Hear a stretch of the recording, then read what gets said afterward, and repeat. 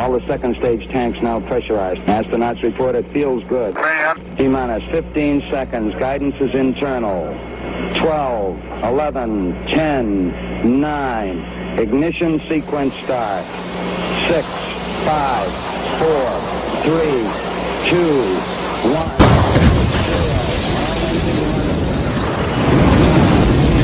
Like a furry torpedo to the jugular. This is Honey Badger Radio.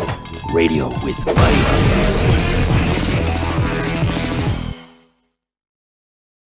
Recently, Mel magazine covered some of the Honey Badger Brigade. By that I mean they published a highly propagandized hit piece by Isabel Kahn. In her article, she interspersed some details about Karen, Allison, and Anna Cherry with the standard feminist accusations against Paul Elam, John Hembling, Warren Farrell, and the movement at large, a few lies about the manosphere from other writers' hit pieces, and a handful of feminist political talking points. Oh, and she mentioned my name once. Later in the article, there's a link to the HBR Talk opener on the topic of benevolent sexism, but she appears to be crediting that to Anna Cherry, despite linking to one of Anna's great videos even further down the page, where you can clearly hear she has a much sexier accent than my chattering Midwestern blather. But hey, at least I got a mention in a video. She called Brian Martinez, whose last name she chose to omit for whatever reason, a token guy. And she didn't even mention anything about his actual work with the group, despite the fact that he's the brigade's producer who runs most of the streaming content made by the group, and who played a huge role in making the 2019 International Conference on Men's Issues happen. She also didn't at all mention Mike Stevenson, Mike J., Prim Reaper, or Lauren B., who have all been involved in our streams.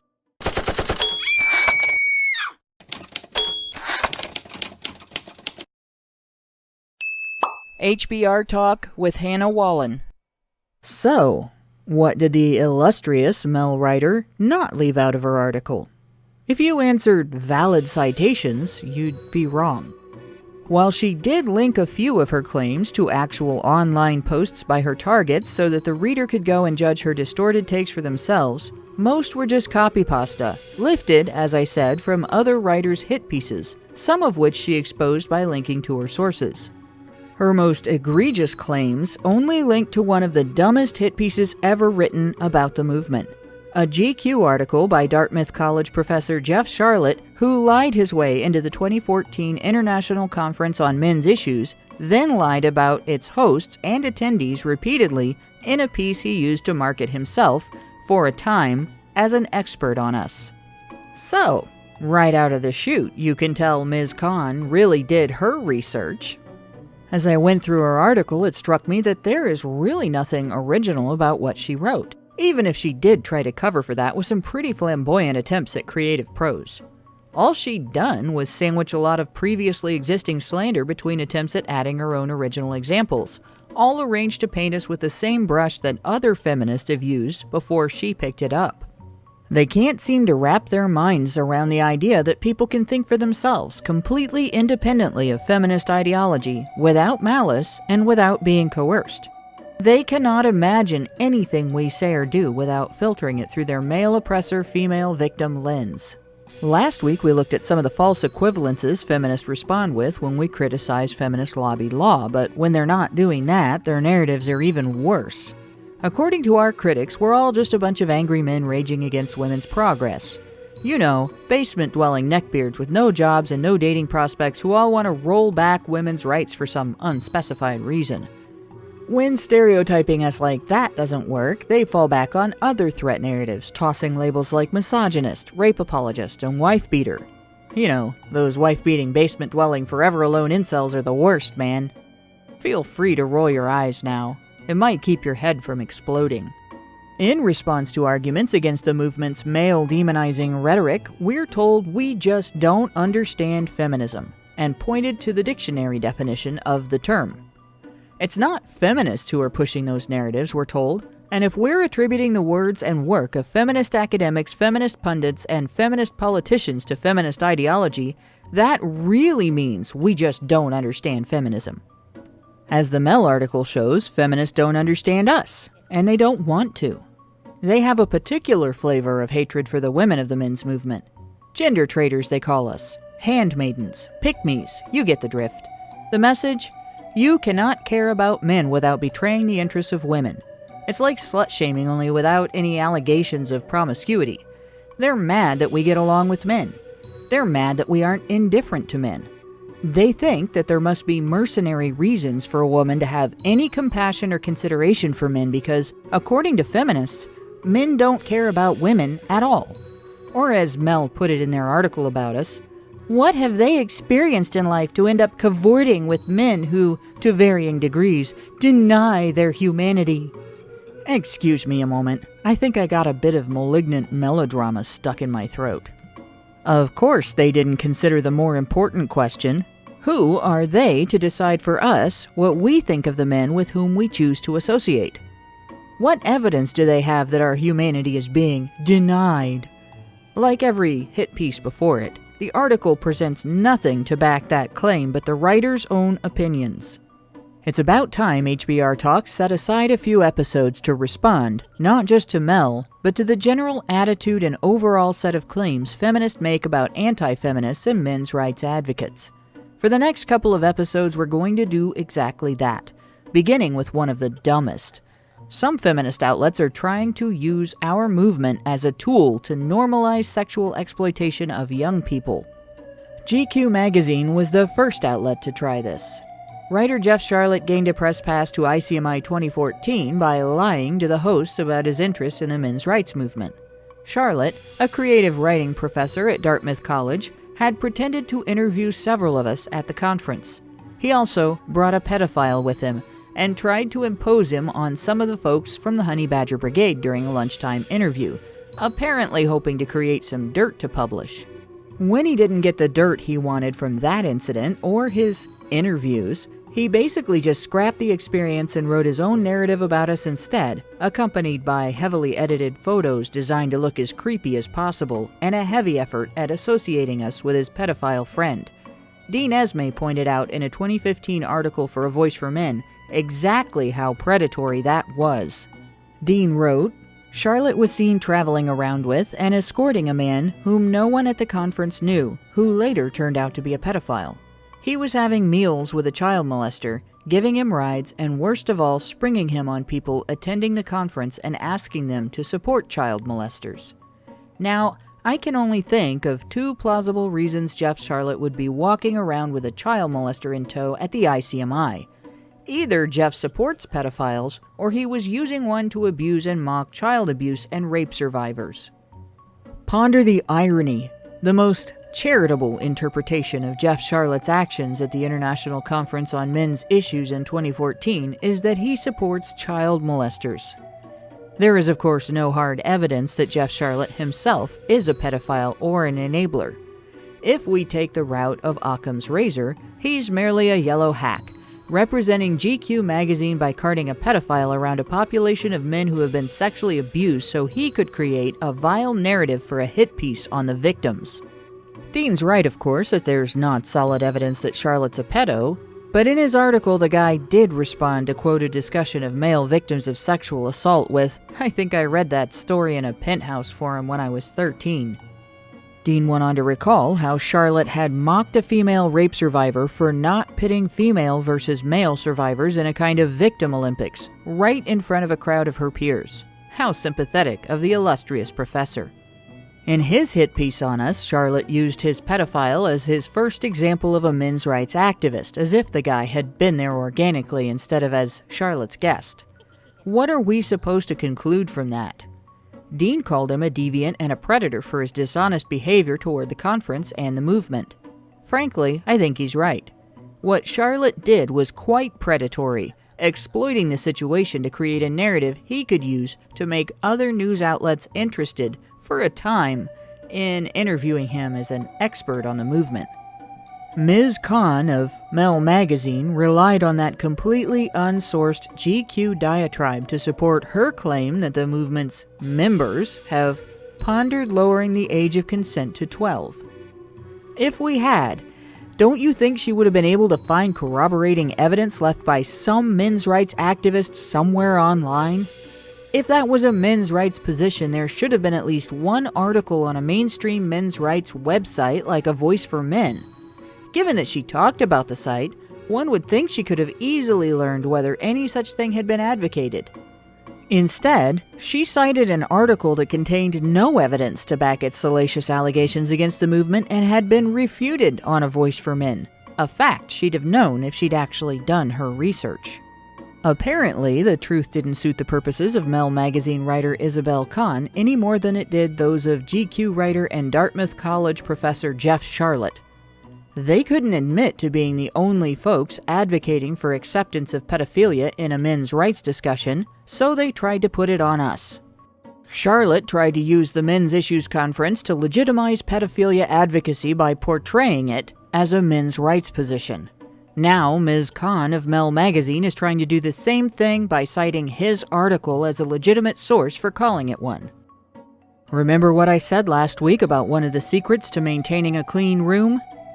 This is someone else's rubbish. We are not required to abandon advocacy for the rights of survivors of childhood sexual assault in favor of the ideas of Professor Pedo or the writers at Mel magazine. If they want to stick their necks out to advocate for predatory exploitation of kids, they're the ones who are responsible for that.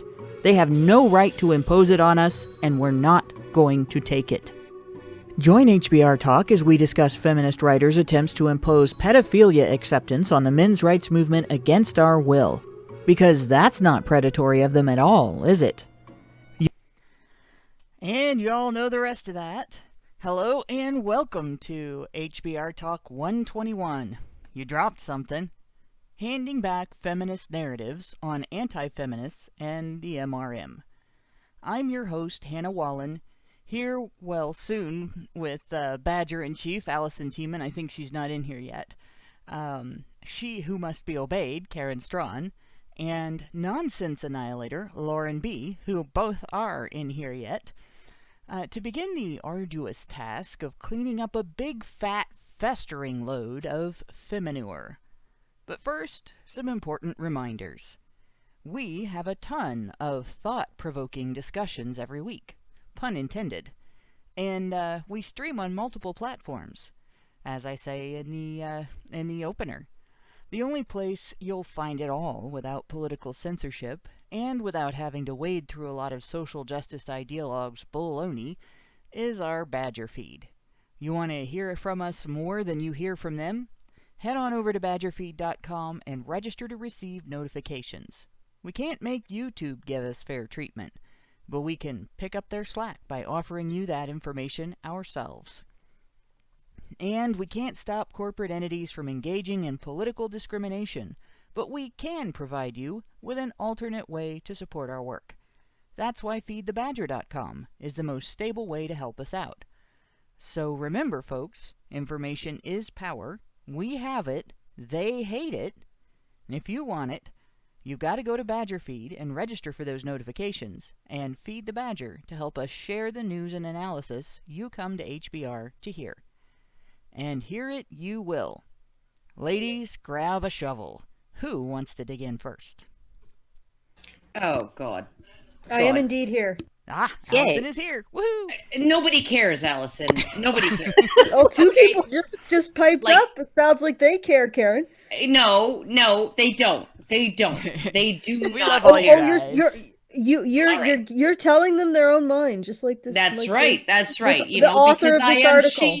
I am she who must be obeyed. Unlike feminists who can go fuck themselves. I just want to open with Jeff Charlotte at ICMI 14 asked me on 3 separate occasions. He essentially said, I really want to interview you. And it never happened. And I'm like, so happy that it never happened, because all you have to do, right, is know who Crystal Garcia is, know who Sage Gerard is, know who Paul Elam is, have met them in person, and look at the photos in that GQ article and realize that those photos were doctored to make to make all three of them look like they were something out of fucking Deliverance, right? Like we should be hearing dueling banjos when we're looking at them, right? That article was 100% total propaganda. There was no basis in fact anywhere, and nothing was cited. It was just like, yes, and so I took this pedophile to dinner, and the men's rights activists at the dinner that I invited the pedophile to, when he said, I want to reduce the age of consent to 12, nobody jumped up and violently assaulted him, right? Therefore, these men's rights activists are horrible people. You know, I'm really glad that I wasn't there, because I swear to God, I think I would have spat in his fucking face.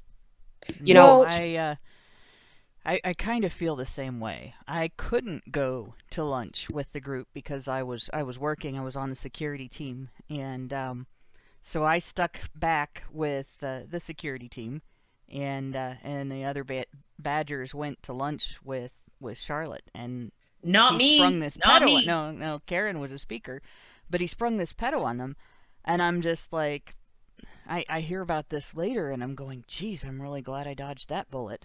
Because I don't know what I would have done. Like, I usually try to think of myself as a pretty level-headed person. But from the sounds of the conversation, it would have been very hard to maintain that level-headedness. oh God, yeah. It takes a lot to piss me off. But when you start talking about victimizing children as if it's Yeah. normal, as if as if it's an acceptable behavior, no, that pisses me the fuck off.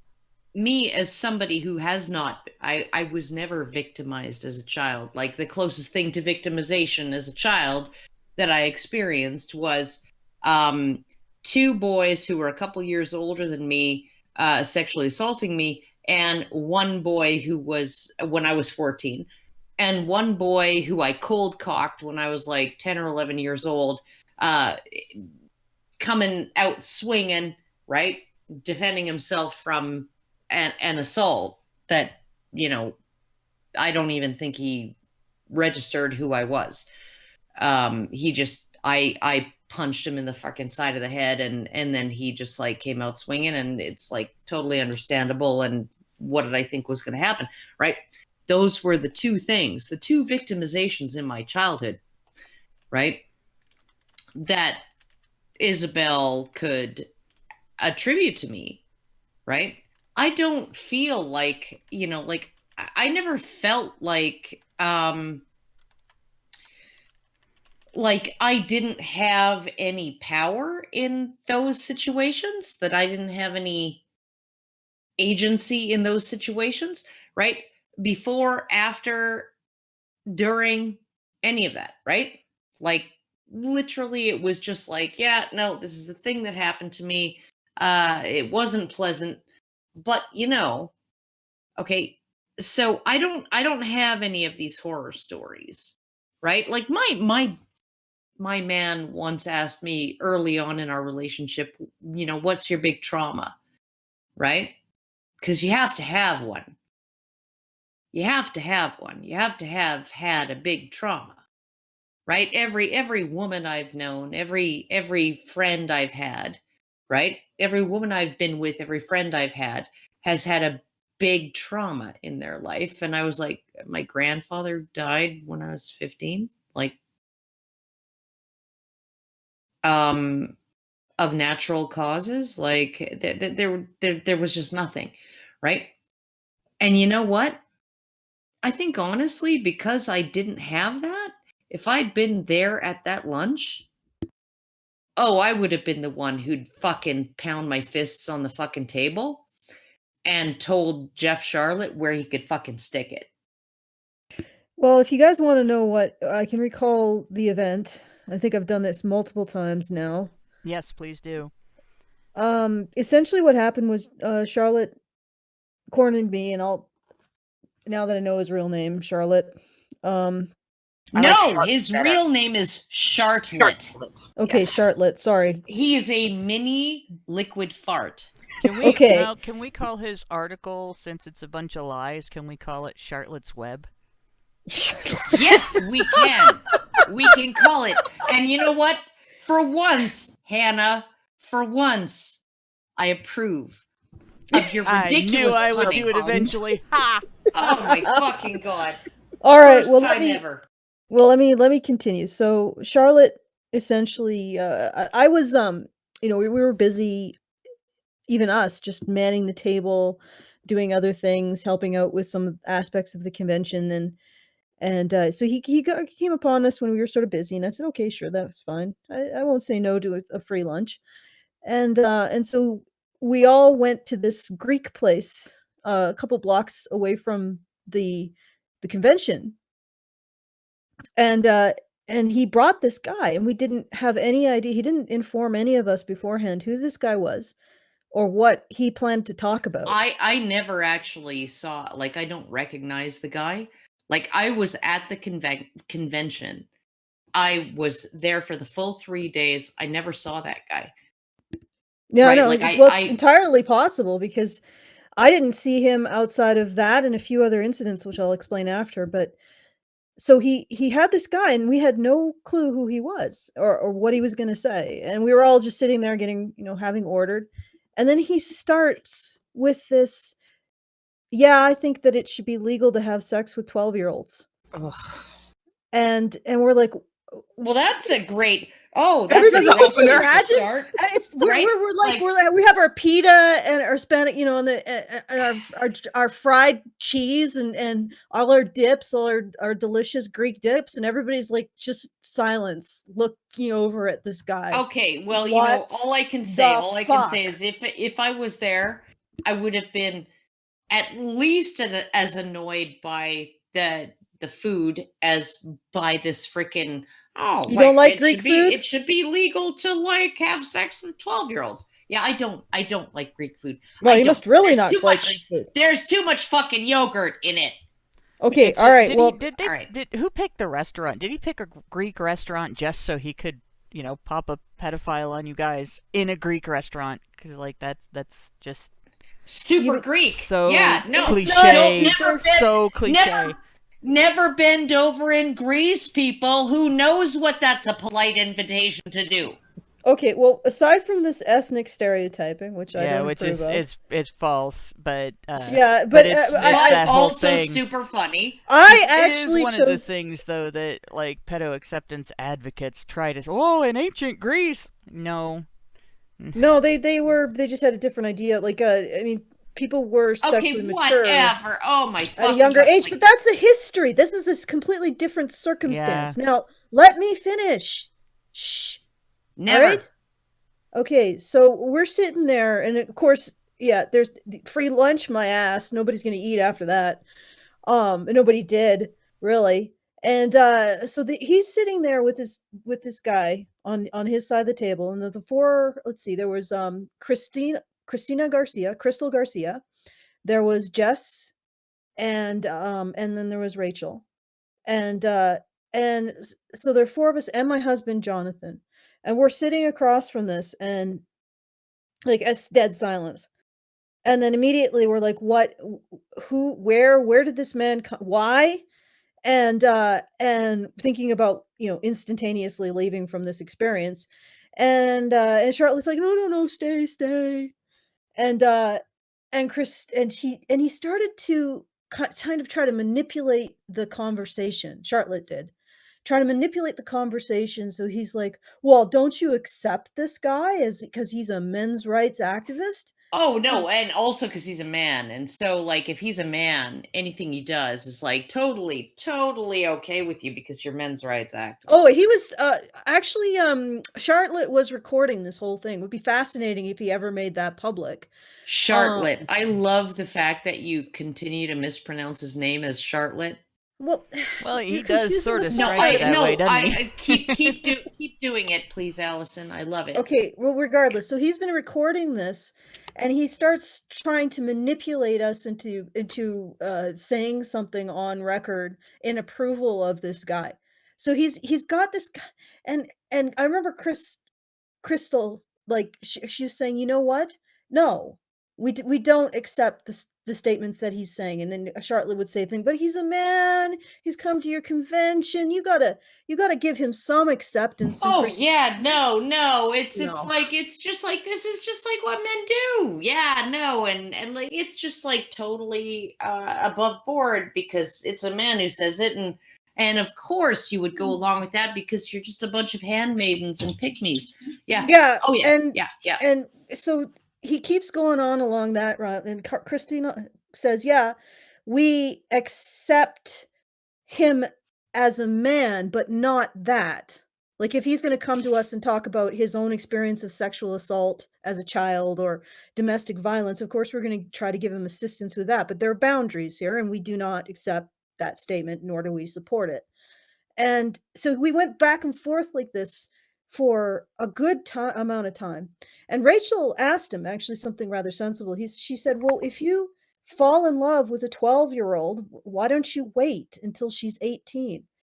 And he said, and this is what really, really disturbed the hell out of me. He said, "Yeah, but they don't, sex, it just doesn't, they're not attractive at that point."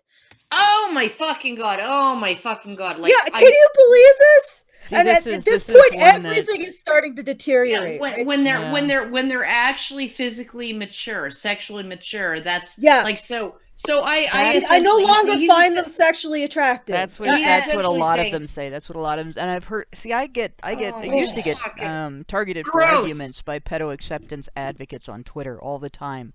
And in fact, there's one Ivan Burge that Takedown MRAs has tried to foist off on the movement, claiming that that guy's an MRA, and he's tried to claim that he's part of a movement. And actually, there's an article another one has written about me and Paul Elam destroying the men's rights movement because we don't accept pedos as, their pedo acceptance advocacy is a men's rights issue. And one of the things that I've concluded from talking to these people, because when they make their arguments, I argue back, and and it just sort of about the time you hit the point where they have no answer to your pointing out the ridiculousness of their arguments, they block and run, or start reporting you and stuff like that. But I have in the past had my account temporarily limited for criticizing the behavior of a pedo acceptance advocate. And that tells you something right there about Twitter, doesn't it? But in any case, one of the things that they do is I get banned for life for calling somebody a retard. retarded. I know, which you didn't actually do exactly. But in any case, they have this concept of age of attraction, where they're attracted to a particular age group of people. And to me, this indicates a brokenness where they have stopped psychologically maturing at a certain point in their lives. Yes, where they've had yes. something that has happened to them. And it's not necessarily always that they've been molested. Some of them had other things or that they've gone through, traumatized or anything. but they've no, had no. something that either failed to Stunted their growth. facilitate, yeah, stunted their growth, failed to psychological facilitate their development, damage their development or whatever, where they've stopped maturing psychologically at that age, and they're unable to handle intimacy, and they're unable to handle, like, real intimacy is a two-way street, right? But you can't have that with somebody who isn't competent to decide for themselves what they're going to have for dinner. Like, a 5-year-old's not competent to make that decision for themselves most of the time. A 5-year-old will have ice cream every day if given the opportunity until they get sick. A 5-year-old still believes in the tooth fairy. But some of these people will claim a 5-year-old can consent. And their claim is based on this idea that if pressured enough, a 5-year-old will give in. And they'll equate arguments against that to arguments against the idea that, it's consensual, or that it's not consensual when a woman is seduced. And obviously it is consensual when a woman is seduced. Seduction and rape are not the same thing with an adult. But in any case, what these people do... Let me finish this, Karen, because this is kind of tough to actually talk about.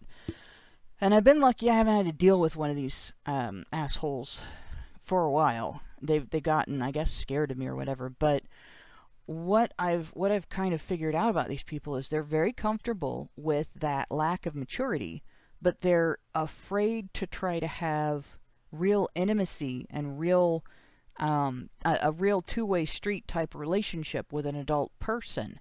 And so once they get past their quote-unquote preferred age group, they don't know how to deal with that person. And their level of maturity is whatever age group that they prefer. So they're trying to call it a sexuality, but it's not. It's a dysfunction. And it's damaging to the people that they exploit because of it. They end up going through and basically the process of grooming is the destruction of the victim's ability to identify their own personal boundaries, communicate them, set them and communicate them, and enforce them.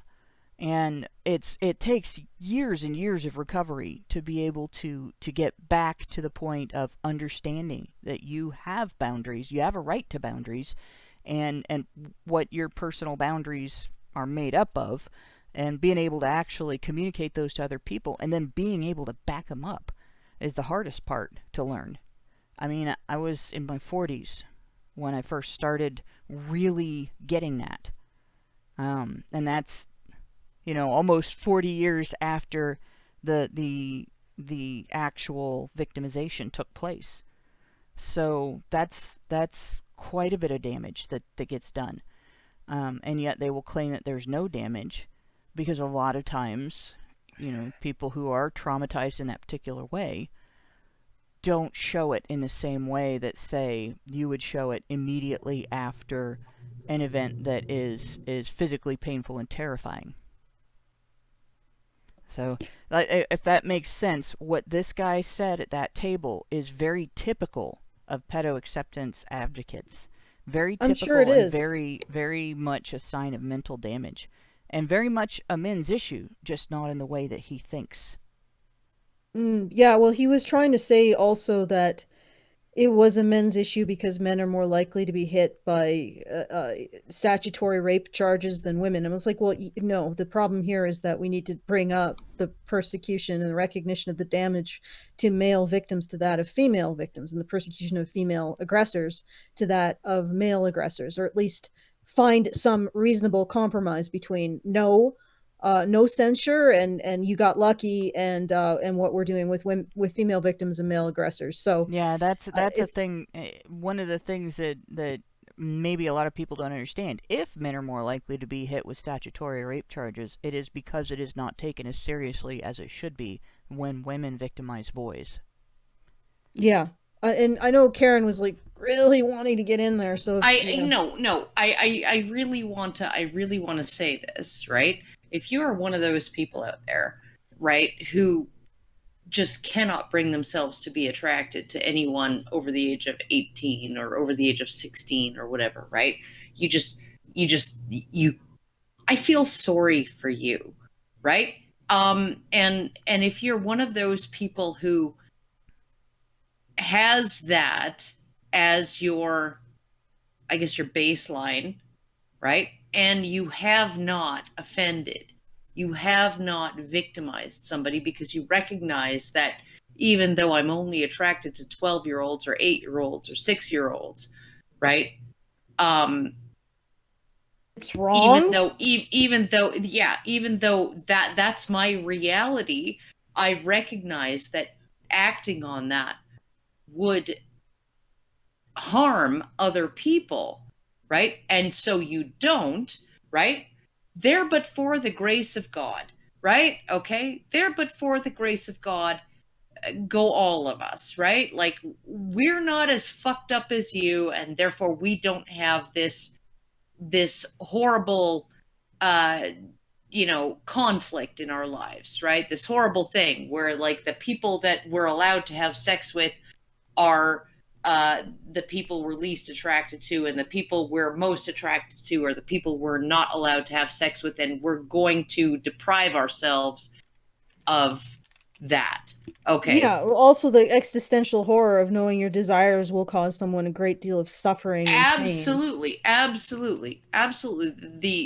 But horror what's of your point? I mean, yes, feel sorry for them if they don't actually act on it, but whatever. But my point is that there is room for human understanding in this conversation, right? You know, like, we don't have to just like blanket, you know, it's just blanket disavow, condemn, like, you know, like expel, expunge, freaking disavow, cancel, right? Everybody who's like, yeah, no, I find 12-year-olds attractive and 18-year-olds not, right? That doesn't mean that we have to get behind somebody's fucked up proposal to lower the age of consent to 12. To accommodate his own freaking propensities. Well, this like, is what or I've said. hers. This Yeah. is what I've said. Yeah. There are groups of people who are equipped to deal with someone with these urges. Go to them, reveal what you're experiencing, let them help you make sure you don't hurt other people, but don't expect any kind of advocacy for reducing the age of anything. And this is nothing that I want to deal with. This is nothing I'm equipped to deal with. This is nothing I want to bring into my life.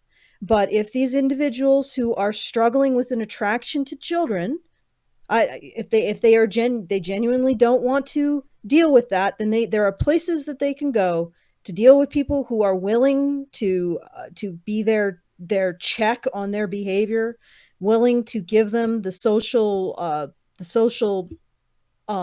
Support. like give social support so that they don't offend. I don't personally want to be involved in it in the slightest. Yeah. But I will swallow my vomit. I will still my fist, and I will point them in the right direction. And that is all I give them. That is it. Now, in terms of this situation, I'm going to finish off what I was saying. Okay? Charlotte sprung this guy on us. He did not ask before he did this if any of us were survivors, and several of us were. So he sprung a pedophile, not just a pedophile who was like, you know, I have this conflict in myself, and I'm wondering if there's anything that, you know, any way I can get some support, and not a one who went to us and said to our face that he wanted to do, he was advocating for reducing the age of consent, and he was also advocating for one of his friends who was justifiably going to prison for having abused a girl. Like, justifiable. There is no pass go with this fucker. He deserved to go to prison. And he deserves to go to prison until he realizes that this is a completely unacceptable behavior in human society. And you go find yourself a community of people who are willing to swallow their vomit and not beat the shit out of you and give you the social connection that will keep you from offending. But you don't go to human beings and start reeling out your bullshit. Anyway, so he sprung this on us, and I, of course, when I talked about it on the Rant Zerker or the response video, it's the second one in the series that we did. I did have a bit of a meltdown over this because it was traumatizing. Oh yeah. No, you did. You like. And he never said. Totally he never said to me. Charlotte never said to me before this, you know, oh, by the way, I'm going to be bringing a pedophile to lunch who wants to advocate for lowering the age of consent. Do you have anything in your past that might get triggered by this kind of thing that I'm about to spring on you, ladies? No, I never even considered that. So he does this at this point when this guy, after Rachel says, well, why can't you wait till she turns 18? And he's like, nah, I just lose interest. You know, once they are able to drive away from me, you know, and have some adult cognition, I lose all interest in them. And at this point, everything is starting to go rapidly south. And by that, I mean, Crystal is getting increasingly furious to the point, you know, you can tell when somebody's starting to become murderous. You know, their shoulders are tensing and they're moving their head in a particular way. And I'm like, okay, this is becoming explosive. And I am somebody who's survived something that happened to me when I was 12. I don't want to get into any fucking details. And I'm put in the position where I have to keep people from doing things that they'll regret in the presence of a pedophile who is justifying what happened to me, to my face, because of Charlotte. Yeah. I'm just, like, let me finish, so Karen. gross. So gross. I'm just saying. So yes. gross. And at this point, like everything is starting to go south. And Charlotte is looking at us and we're looking at him and he's saying, well, come on, guys. I want to come back and I want to be able to report something. I want to be able to report, give me something. I mean, I can't just sit there and write that you guys said we don't want anything to do with this man and we don't want anything to do with what he's advocating for. I can't just write that in my article. I'm like, why not? Why not? and then Rachel's like, oh, okay, you want something. And she starts talking about her hentai habit or something, or collecting weird porn on the internet. And then my Jonathan pipes up and says, you know what? And I will never forget him saying this, because I think he was at the end of his rope with this guy. And he's like, you know what? I'm not going to be polite anymore. I'm just going to lay your motivations completely bare, Charlotte.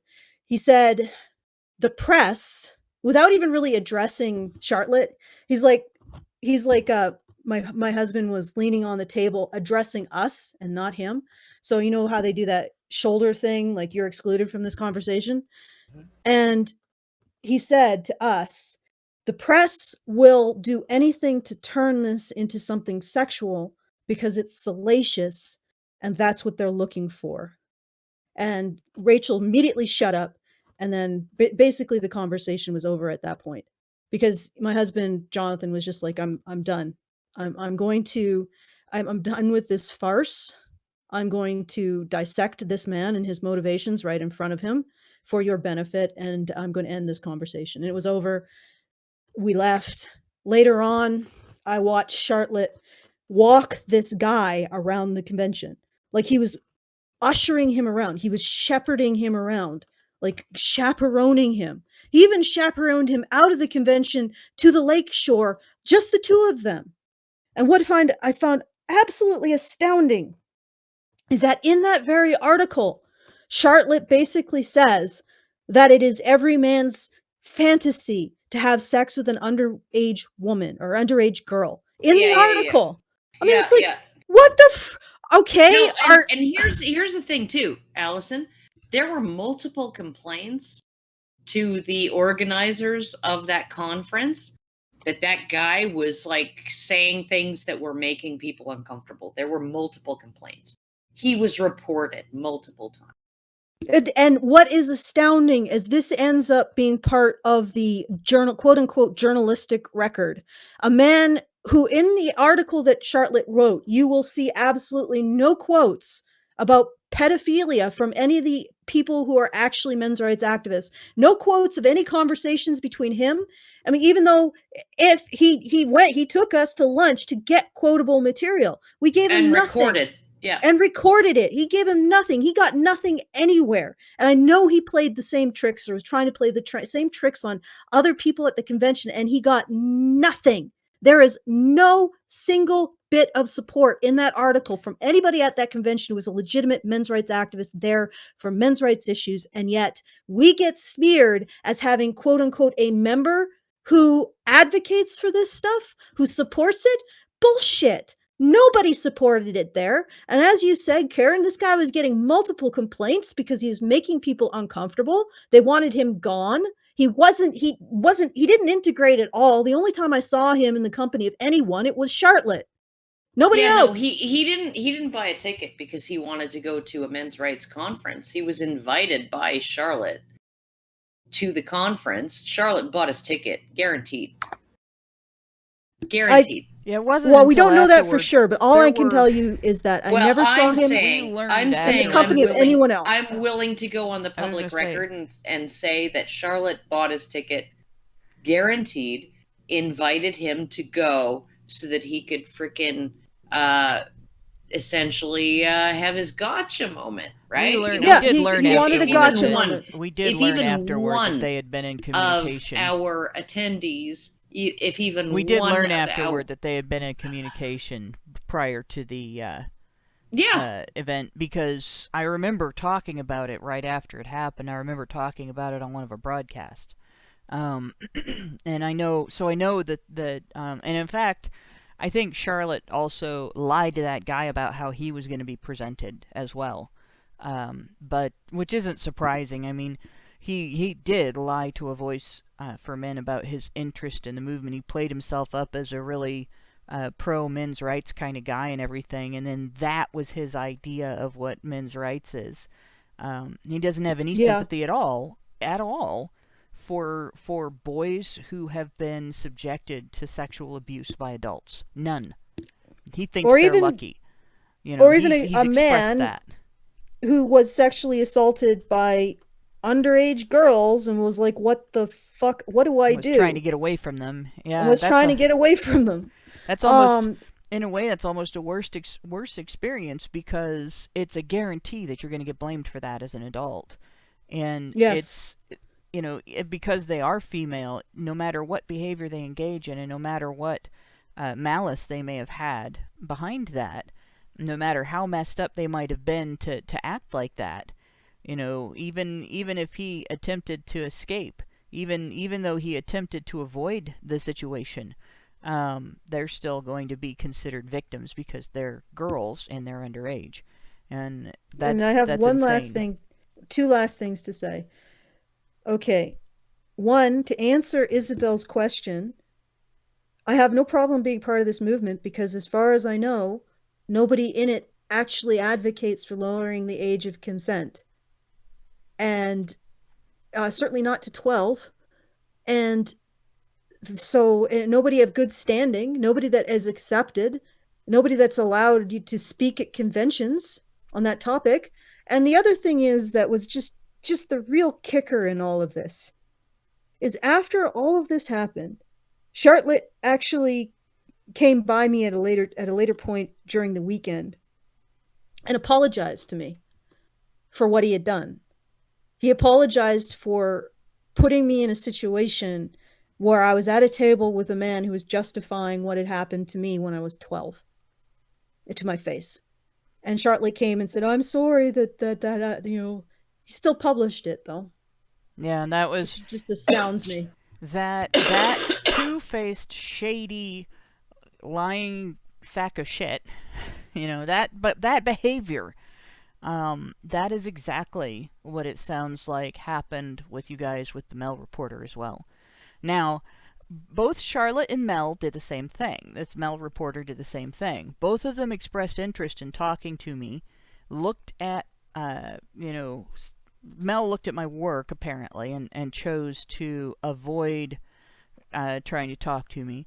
And Charlotte interviewed me for 45 minutes and printed nothing about me because I had been attempting to record on my phone. And so he figured, I'm sure, that if he lied about me in his article, that I'd be able to publish, and I would publish the recording that he saw me making, and so he didn't. And so I was completely left out of it. He didn't even have a picture of me. He didn't take my picture or anything.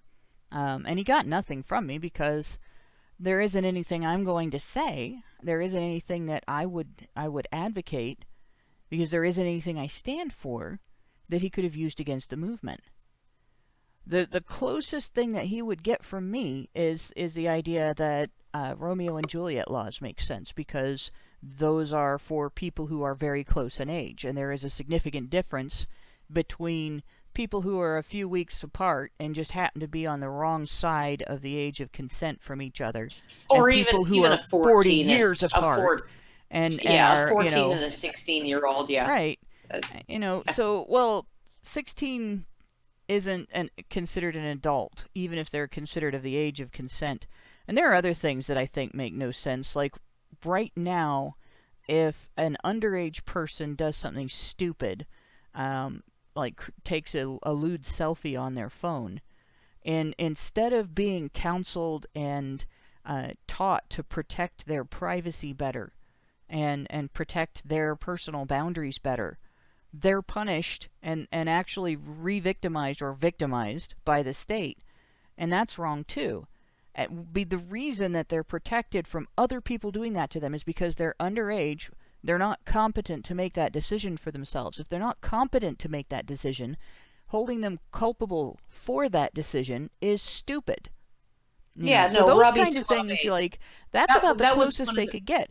But that's That was that's one of the reasons why that's me being I protective I'll of children. say- Just I'll say- the same as me being protective of children is the reason why I don't think that the age of consent needs to be lowered. Can I say one thing in Mel's and Isabel's defense? She did say, "Do you want me to send a copy of this before I get published?" And I said, "You know what? I don't care." I don't know if she'd offered that to you, really Karen. she didn't offer that to me. Well, and in that case, to be honest, I would have really appreciated a heads up on the GQ thing, so I could have explained that to her. She didn't indicate any of the counterpoints that she was going to use. Okay, so she gave me no but opportunity to counter it. But Oh, maybe but if I she had did- taken her up on if you had taken her up on the offer, you could have addressed those points. Yes. that's true. But I had no idea that she was going to bring that stuff up. So I apologize to everyone for not doing that. I don't know how much I could have done, but Honestly, yeah, I was going to say, more likely than not, she would not have changed anything. I don't believe she would have changed anything, because from reading the article, there was intent there to smear. And it just, she took little tidbits of, bits of interview and bits of information and everything, and sandwiched them in between feminist talking points and assertions that are like half of what that article was about read like she had gone through and done a research on David Futrell's We Hunted the Mammoth, formerly Man Boobs, because that's a really prestigious blog there, and maybe take down MRA's Twitter feed, but not any actual like studying the movement, not any actual learning about who we are, what we advocate, what we talk about, and what we mean by what we say and everything. And she had the same, I guess she had the same objections to the same things that every other feminist that has done that had. Like you can't complain about Jezebel writers saying that they beat their boyfriends and husbands by giving a comparison. What if we reverse the sexes? How would that look? Here's what it would look like. Isn't this offensive? Now why are you okay with it when they do it? You can't say that, because if you object to women beating men, that's advocating men beating women. And it's the same story. There's nothing new about her article, and it's she's the first person in a very long time who has picked up on Charlotte's narrative, Charlotte's Web, and that came out of left field. I had no idea that she was going to include that. I wish I had said, send it to me and I'll have a read before you publish it, because maybe I could have. But maybe should have. I don't know. Would she have even corrected the record, even if you did? See, that's just it. I don't think she would have. No. I really don't, because I'm seeing intent to smear in that whole article. Absolutely. Can I just say something? And it's gonna seem ridiculous and retarded, okay? But I'm gonna say it anyway. I knew what she was when she ordered her food. She ordered tea and a veggie loaf. Right? Oh. So we were in a steak and pizza house, and she ordered the only thing on the menu that was vegetarian. Sorry, Karen. There's just one thing I wanted to say. There was other stuff that I told her that never made it in. In fact, she sort of gave me the impression she was going to... I don't know. It was a real mixed bag. She asked me for like controversial stuff with the understanding that she was going to write it so that, men's rights activists get more attention because they put out controversial stuff. So she asked for something controversial from me, and I gave it to her. Yeah. And I gave it to her, and then she presents it not in the way that she said she would. I really think, Hannah, we need to do a total expose with all of the emails. Speaking of which, what we've recorded with her. I haven't got an answer back, but I know at least one of our listeners wrote to the Dollar Shave Club, because they're supposed to be affiliated, this magazine, with the Dollar Shave Club, and the Dollar Shave Club said, we don't know who they are, they're not affiliated with us, we have this Mel magazine, and it's a totally different one. But they have on their site that they are associated with them, and there's news article about how Mel magazine has grown up, that references them. So I emailed the Dollar Shave Club using their email feature on their site, and they haven't answered me. But I emailed and asked them, is this a Dollar Shave Club affiliate? And they haven't answered. So I would love to see if they will answer any of our other listeners. If you guys want to go to their website and find out, message them, ask them, do you guys know this magazine? Because they've got to, be very polite. Just, ask them if this is true. The magazine itself, Mel Magazine, has an about page, and on their about page, they state that they were founded by the Dollar Shave Club in 2015. So it is important to find out if that is true, because if it's not, then she told me that we definitely don't want to claim that they are associated if it's not, just because they said they were associated. She's the one who told me. Right, she's the one who told you. But if the Dollar Shave Club is it consistently says no and says that article is not about us, and those people are not associated with us, and we don't know why they say they are. Yeah, but it's more difficult than saying no, because at Fast Company, which is just reports on business matters, has the CEO of Dollar Shave Club pointing to the Mel website on which this article was published about us. Right, so but if it's a misquote, if it's a mistake, it's important to find that out. If it's not, and their customer service has just flat out denied it because they're in a panic, it's important to know that too, because I have a feeling that the folks at the Dollar Shave Club had no idea that this kind of material was being published on this magazine. And it would be interesting to know. Really? You think the people realized that they were gonna that the magazine that accompanies all of their products to these people who order them was going to be mimicking Gillette? Yeah, I don't know. It's entirely possible. But I mentioned let's find out. Like I said, the left hand doesn't know what the right hand is doing. The website for the Dollar Shave Club has their contact information on them. This is, like a disrespectful nod. Remember to be polite. Do not make accusations. Keep in mind that Dollar Shave Club used to be great, but now they're owned by Unilever. Okay, that's fine. I don't care who owns them. Like I said, be polite. Don't make accusations. Keep it to the topic of, are you aware of this? Did this have your approval? Was this website? Is this your guys' website? And that's it. That's the only information that's requested right now. So that's the only information to find out. If we get a lot of people that have come back and say, no, the Dollar Shave Club is saying they don't know these guys, then we definitely need to dig in a little more and find out if they're being honest or if they're lying to us. But it's definitely something to look into. So whoever can write to them. Yeah, we need Karen to speak to the manager of the Dollar Shave Club. Yes, I want to speak to the fucking manager. Whoever is willing to be involved, just let us know. If you go to the Honey Badger Brigade blog, there's a post for this stream on that blog, or you can comment on the stream here and let us know what kind of an answer you got. We'll continue to look into this ourselves as well, so there will be more information on this. And I just wanted to say that there was a couple other things that I told Isabel that just didn't make the cut. I talked to her about Elizabeth Hayes committing suicide in 2018. And the effect of that on me, because she was somebody who seemed to really need the men's rights community for a sense of purpose and worth, and that didn't make it. And I also talked about Deadpool, Russian Deadpool, and how if he had been a men's rights activist or MGTOW or incel, it would have been all over the news when he shot his girlfriend. But because he was a feminist, It was just water under the bridge. You know, I guess the real difference between feminist men and every other type of man is when a feminist man shoots you in the head, nobody cares. It was the chest.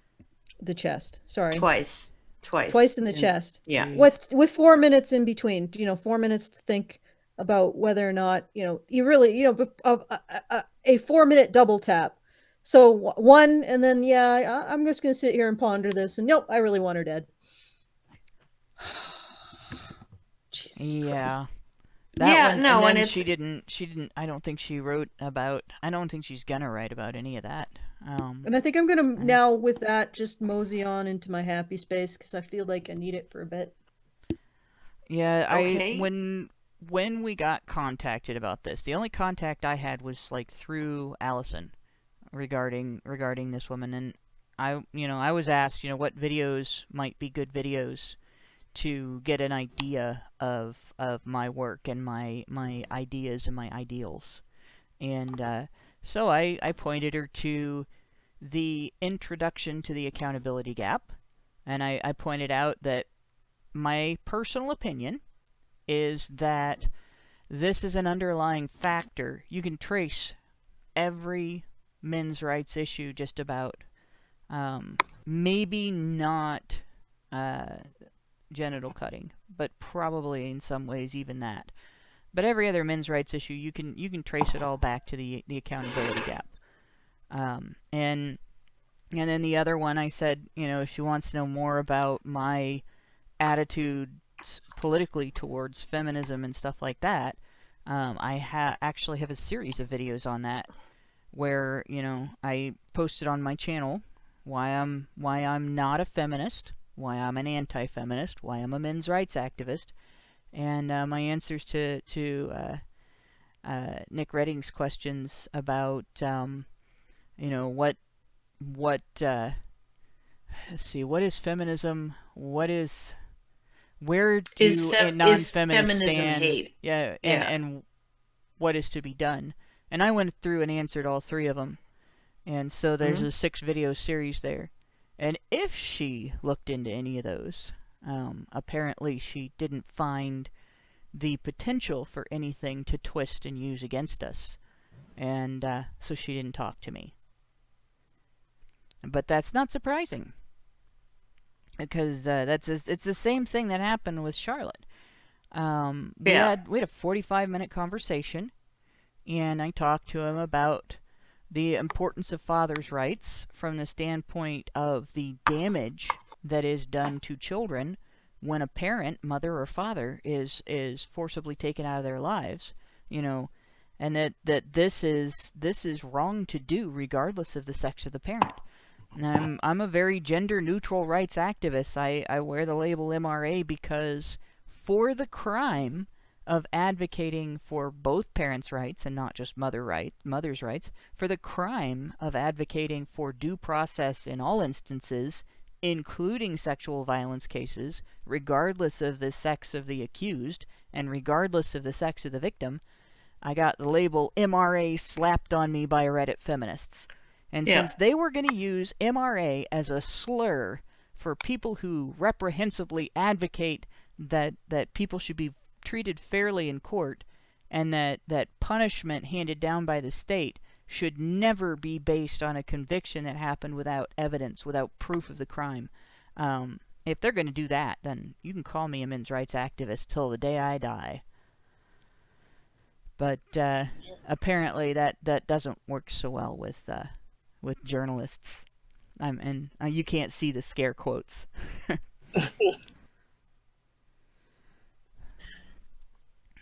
Yeah, it's again, I've been around this for not as long as you guys have, but for a long time. I did some background work on ICMI 14. That's how long I've been around, and I'm really glad that I've been mostly behind the scenes. So that's why they just, I'm not on anybody's radar. Good, fine, because I tell you what, if they start fucking lying about me, all hell is gonna fucking break loose. I have no fucking patience for this shit. You know? Oh, Lauren, Yeah. the first time they lie about you, that's like being born. Yeah. Well, I will wait with bated breaths until that happens, but you know, it's just No, like it's just essentially like, yeah, I was born. You know what? Like billions and billions of people have been born, right? It's nothing special. yeah. It's nothing special. And so it's like essentially it's just a rite of passage. I took my first steps, fell on my face. Somebody pushed me on the playground, right? Whatever. It's you just kind of have to put it in a perspective where you realize that what you're doing is putting out ideas. What they're doing is trying to destroy you as a person, right? As a conduit of ideas, if you will, right? But what you're doing is putting out ideas, and you just do it. And you do it however you feel the most capable, right? And for me, you know, I don't understand why there are people with like, yeah, I have 200 freaking 200 radio stations simulcast all at once, right? Syndicated radio show. I'm going to have Karen on for like 15 minutes. But I don't know why they want me, right? But I'm happy that they do. And it's like essentially you just have to I guess come to a place where you realize things are fucked, right? But you know, there's dishes to do. Yeah. And you know, like there's life that needs to be dealt with. And you know, everything's fucked. Everything is broken. Everything is broken. Okay? Okay? Yes, everything is broken.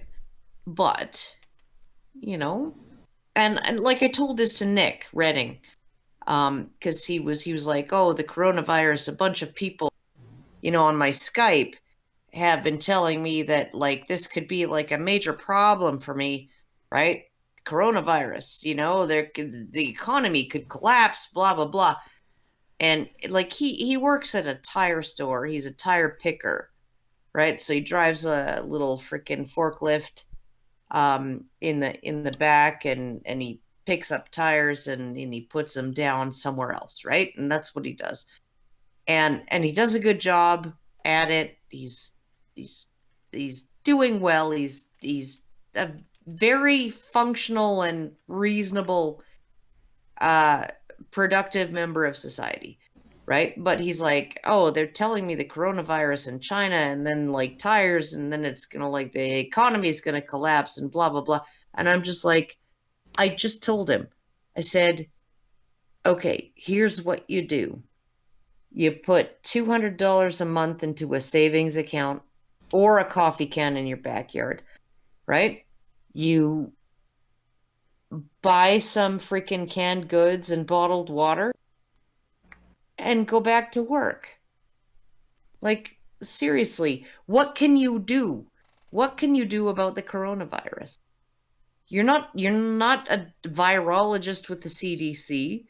You're not a freaking dignitary at the World Health Organization, right? You don't have any control over any of this.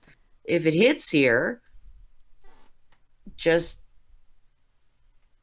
have 7 days worth of canned goods and water, and yeah, like Frankie McDonald, and go back to work, and like and put some money away every. Like, yeah, what the fuck? the way I would put it is this, you know, in the great In the words of the great Weird Al Yankovic, there's a mother in the ghetto with another mouth to feed. Seems that everywhere you look today, there's misery and greed. I guess you know the earth is going to crash into the sun. But that's no reason why we shouldn't have a little fun. So if you think it's scary and it's more than you can take, just blow out the candles and have a piece of cake. Happy birthday to you. That's it. Just the whole idea of panicking over every potential disaster that is reported in the news. Don't, because like every time somebody lies about you, don't panic about that either. They're going to say what they're going to say, and there is something to panic over every week that turns out to be not panic worthy. Every month or so, they report that some terrible thing is happening in outer space that might spell the end of the world, but we don't know whether it's going to happen next week or 100,000 years from now.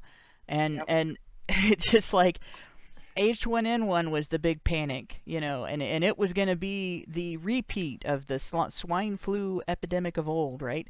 My daughter got SARS. Just to let you know, my daughter got SARS. I've had when MRSA. she was like 6. So when she was 6, she got SARS. And I had MRSA in my nose. Oh God! From ashes from a burnt pork sandwich. But in any case, this is essentially what the media does. This is their version of clickbait, and because they have to compete with the internet now, they're going to panic monger even harder. They're going to lie even louder and more vehemently, and so on. Just don't get upset about it. But I'm going to take us into the super chats because it's almost 9 o'clock, and we have a shitload of super chats. You guys have been really generous. So we'll start with the very, very beginning, clear back 2 hours ago at the start of the show, actually before the start of the show. And this is a little difficult for me to pronounce, so I'm very sorry about that. Arzosa Sathi Lorazohas. Hopefully I haven't butchered the shit out of that. I'm really sorry if I have. Gave us our sex for the day. 69 sex and smile so many face. sex. Of course it has to be 69 sex because Dragon Noodle Soup Gaming gave us $2 and said, how do you patron show? I think if you're trying to find out how to become a patron of the show, if you go to Feed the Badger, there should be instructions. Let me take a look really briefly just myself, but I'm pretty sure there is actually a menu to go through that tells you, dang it, I can't type. My fingers are dyslexic today too, so. Oh my God, yes. Hannah. I have bad let fingers. him figure it out. But if you go to feedthebadger.com, Jesus. there's a menu. You have different options, what you can do, and it tells you what each level of patron, basically whether you become part of the Discord, what levels and everything like that. So all that information, I don't handle any of that, but all that information is there. Feedthebadger.com. And then Darth Sonic gave us $4.99 and then $4.99 again. So I'm going to read both of those super chats because the second one is related to the first one. First one was, did he give his 12 as age of consent comment any context? Made any arguments for it? Like there is the case of Japan. And then he followed up with, Jesus, never mind my last super chat then. I guess he just flat out said he wanted to do it with kids. No attempt to couch it in any way. Dragon Noodle Soup Gaming gave us $20 and said, calm down, Allison! That was actually before Allison was talking too. That's actually not going to happen. No, there's no taming that one. And Darth Sonic gave us $14.99. And said, even adults with the worst impulse control when it comes to food still tends to eat better than a child would if given total control by simple virtue of the fact that an adult has a larger palate. Mm-hmm. And I that's true, actually. At least in my case, when I was 5, I wouldn't eat sauerkraut, and now I can't get too much of it. love salt. It's just like one of my favorite things. I guess, you know. Oh, it does make that's you gassy, disgusting. Oh, that's good for you, disgusting. sauerkraut noodles. Oh the my bad thing is I fucking can't have pork like I used Hannah. to. Okay, I'm leaving. Fuck you, Hannah. Oh, I guess Like, that means no, we don't want to watch no. me eat kimchi either. Oh, fuck that. Oh, like fucking fermented radish? Yeah, no, not okay. Like, what the fuck is wrong Hey man, with I ate an earthworm once. You shouldn't be worried about that. earthworms? Totally cool. Totally fine, right? Kimchi, sauerkraut, fucking Hey, listen, everything the fermented Chinese, radishes. Like, Jesus, fuck. everything the Chinese do is Thousand-year-old wrong. duck eggs. What the fuck is wrong with you? Yep. And I will continue to eat Why that would you eat that, Hannah? because it's good. And why would you like it? Because it's Listen. awesome. It's not bat soup, okay? It's fucking cabbage. Get over it, Yeah. Karen. Oh no, it's fucking bat soup. You know what? Bat soup. I eat bat soup before eating that fucking kimchi. Fucking bullshit. You would. I What could see you ripping the head off a fucking bat with your bare teeth. I could see you doing that. Oh no, I'd eat it raw. No soup. No soup required. Fucking just I guess eat Karen it. doesn't Just, eat Reubens. Shove it into my fucking mouth. Yeah, bat. There you go. There we go. And then Yeah, and then no, because that's what food is. then you sing. They start singing "Crazy Train" and all that stuff. No, wait, that was. But no, I love that kind of stuff, and I cannot. oh, when I was God, 5, that's- Mom couldn't persuade me to eat and- any of that. And I can't Yeah. I can't even begin to. You did, by the way, just deafen I- the headphone users. Yes, yeah, and I did begin to explain why I find that detestable and gross.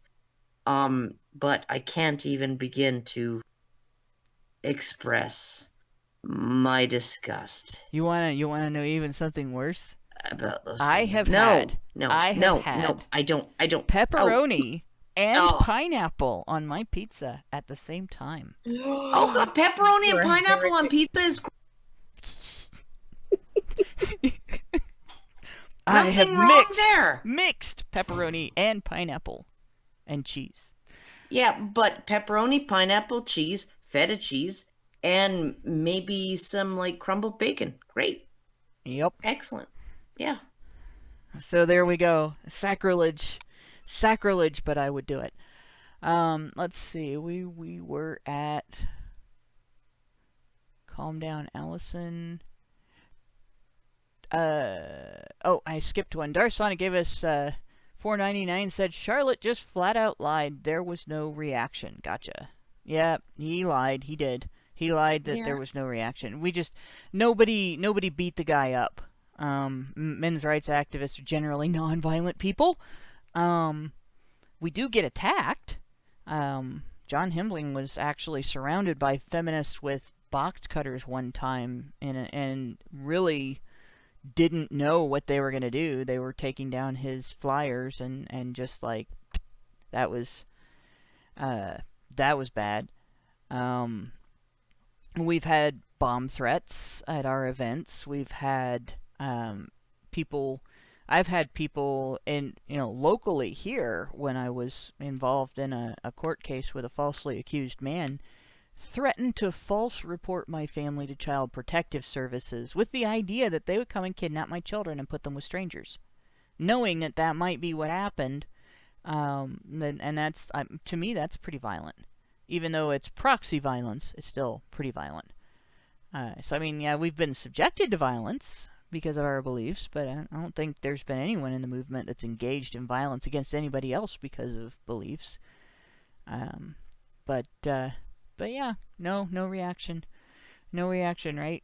Just the fact that they all yelled at him, told him off, argued with him, told Charlotte off for his behavior, and Allison got very upset about the situation, but no reaction. Yeah, no, and rightfully so. And that apology that Charlotte gave her was completely disingenuous. I think he really only apologized because he realized at that point that he wasn't going to get anything negative from you guys. You know, he only apologized, I believe, to save face, and I just don't think it was genuine at all. Because if you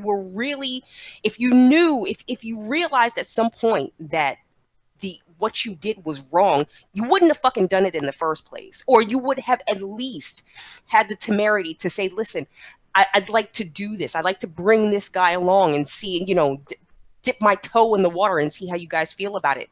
No, there was none of that. None of that. So fuck that guy. Yep. Let's see. We have Dragon Noodle Soup gave us $10 and said, you shouldn't be attracted to someone who hasn't physically developed. Now, this is when there is a discussion about adult women who are very slender and have tiny boobs, or none. Like when I was in my 20s, I was basically, like the titless wonder. Seriously, flat-chested as a guy. And I was an adult, fully capable of making my own decisions, fully capable of consenting to sex, did so on a number of occasions. And that's fine. As an adult, attracted to an adult, even if that adult doesn't have all of the hallmarks that many people associate with mature bodies. And it's the mind and spirit, the person being mature enough to make their own decisions, being of the age of consent and so on. And we have an age of consent because that is about the average time when in our society children reach that age where they're no longer children. They can make that level of decisions on their own. And that's not wrong to have that age of consent. But there have been feminists that have tried to demonize men basically for dating women who are adults, who are skinny, who don't have big boobs, who don't have curvy bodies, like the Kate Moss body type. White men who date Asian women who are not curvy is another one. Feminists will condemn them as and they'll accuse them of pedophilia. Pedophiles, particularly, like the ones that I've been in arguments with that have tried to sell me on the idea that they're not doing anything wrong, I've asked them, if you met an adult woman who just physically looked like a child, but she was an adult, a mature adult, capable of making her own decisions, capable of keeping up with you mentally and everything, would you be able to be attracted to her instead of the 8-year-old that you say is your age group? And they've told me no. So the difference is a mental thing. It's not a physical thing. The idea of physical development can be kind of a odd measure.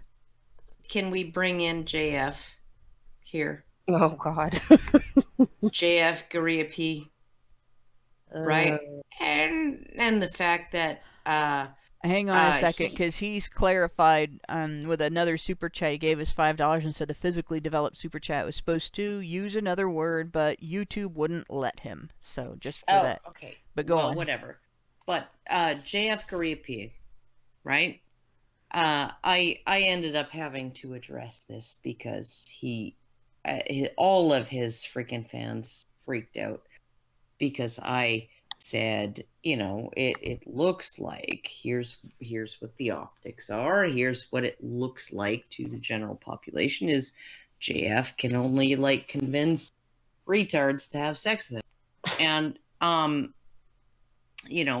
mentally deficient underage people or 19-year-olds who have the mental age of 9-year-olds, right?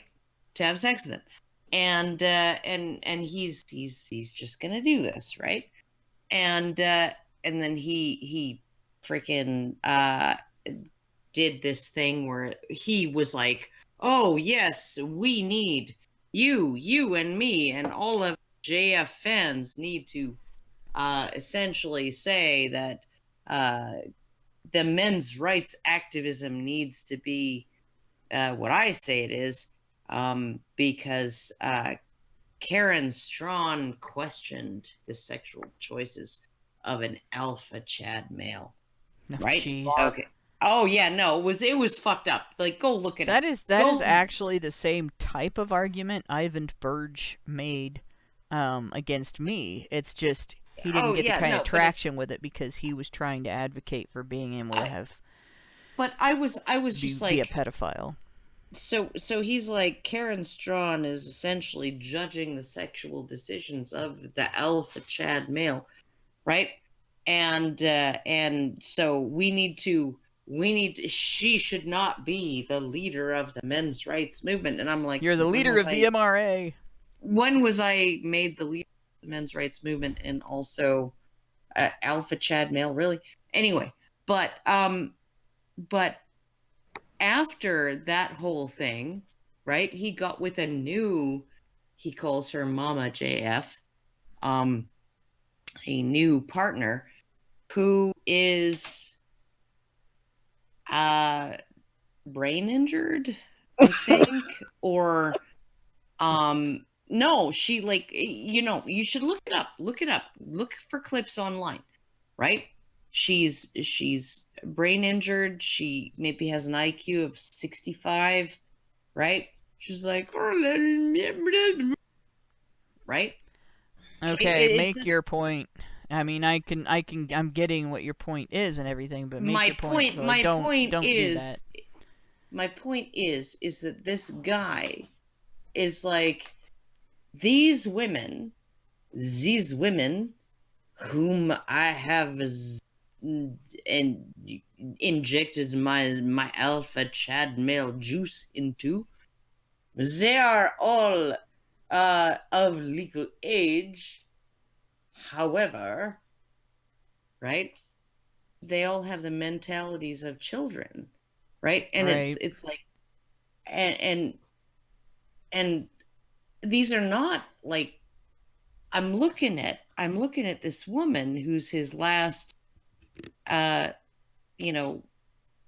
spouse, I guess. Okay, I'm looking at her and I'm thinking, he could do better physically, right? Like, she's 30 maybe, and she's not that good looking, and she doesn't have a great body, right? But there is something about her, right, that appeals to him. And you know what it is? She can't challenge him on any level. It's the fact that she's a mental child, right? And I'm just like, it's not okay. It's not okay. It's not okay whether she's 12 or whether she's 29. It's not okay. Mental age of a child. Right. Is this the going controversy? Through the super chats, but is this a reference to the controversy that happened many moons ago? Yes, Karen brought up the controversy that happened many moons ago. Yeah. In response to discussion JF, of you shouldn't be attracted to someone who hasn't developed, basically. Well, I mean, that's legitimate. I mean, if you did come across somebody who was in a relationship with him and you found out her mental age, is that what happened? Yeah. Okay, all right. I'm going to leave that there because that was a dark hour in my life and I don't want to revisit it. That was a situation where a lot of people were really dumb about their discussions with us. But in any case, I was only marginally involved in that, and it was still just annoying as fuck to talk to a lot of those people. But on to the next super chat. Albatross Flight gave us $2 and said they sicked a pedo on y'all like an attack dog. It was even worse than that. They threw a pedo at the group like mud. Like the guy, it's not something that that I approve of. Obviously you guys have heard me talk about this a lot, but I still have compassion for the fact that these are people who, as far as I'm concerned, are damaged in some way or another. You don't take somebody with a handicap of some sort, and to me that's a psychological handicap right there. Even if it's not in the diagnostic statistical manual, that's a mental health issue. You don't take somebody with a situation like that and exploit their problem as a tool of abuse against another group of people. That is what Charlotte did, and that is what this Mel writer, Isabel Cohn, or Kahn, that's what she did. She reached back to Charlotte's lie, but it's not. It is what she did, because she simply added that into the article to color the way people looked at the people she was writing about. So I'm not talking about your argument. I'm talking about your pun. Yeah. It's not. It's Cone? Con like con. It's Cone. No, it's con. No, it's like con. A con artist. Con artist. Yeah, she did basically con you guys a little bit. But yeah, she and Charlotte exploited a sick person as a tool of abuse against human rights activists because they don't like the fact that you're advocating for men. That's the bottom line of that. That's how feminists respond when you show compassion for men. They will try to take you down by kneecapping you with a sick person. How long? Hokibukisa gave us $10 and says, how long until talking about this stuff gets shut down as kink shaming? That's already underway. There's already an effort towards it. In fact, was it Slate magazine actually had an article about it being a sexuality? There's already some outlets out there, and it's something that there's some people that have been trying to foist it off on the LGBTQ alphabet soup movement. The folks who were advocates for basically just leave gay people alone and don't harass them for being gay and don't treat them different for being gay. Those people, that have like marched and said, hey, don't beat us up just because we're gay, that kind of thing, really never have had any interest in promoting pedophilia. But there are modern activists that, the same ones that don't differentiate between transgender and transtrender. Those guys, you got to accept everything to them. If you say that mayonnaise is a sexuality, you got to accept it. And therefore, they will, the alphabet mafia, like Shaman King says, they will advocate for it, and they are trying to impose it on the alphabet soup movement. But here's the thing, right? Here's where we straddle the great divide, right? Between thought and behavior, right? Between feelings and behavior, right? Where we say, there but for the grace of God go I. Thank God I wasn't born or didn't have some fundamental experience in my childhood that turned me into a pedophile, right? Thank God for that, right? And I can feel sympathy for people who experience that, and I can essentially say, as long as they never offend,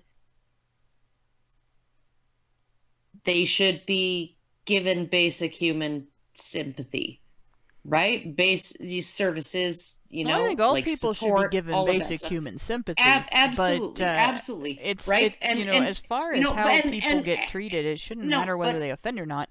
You don't leave somebody with a broken leg just because they haven't fallen down, right? No, you still treat the broken leg because it's broken.